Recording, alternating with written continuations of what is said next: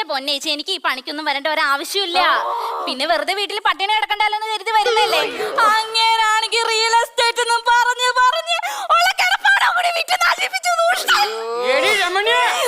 ദേ വന്നല്ല വനമാല.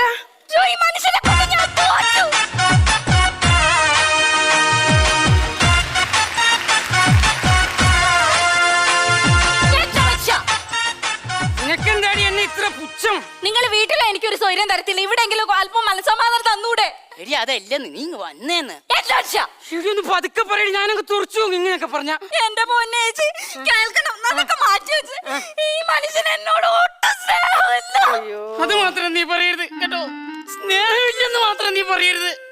എന്റെ പൊന്നു ചേച്ചി, എന്റെ വല്യമ്മച്ചി. അയ്യോ അല്ല മേഡം. അല്ല ചേച്ചിമാരെ, നിങ്ങൾ പറയുന്നത് കേൾക്കണം. ഇവള് പറഞ്ഞു കേട്ടോ എനിക്ക് സ്നേഹമില്ലെന്ന്. ഞങ്ങളുടെ വീട്ടിൽ ഒരുപാട് ഫർണിച്ചറൊക്കെ ഉണ്ട്.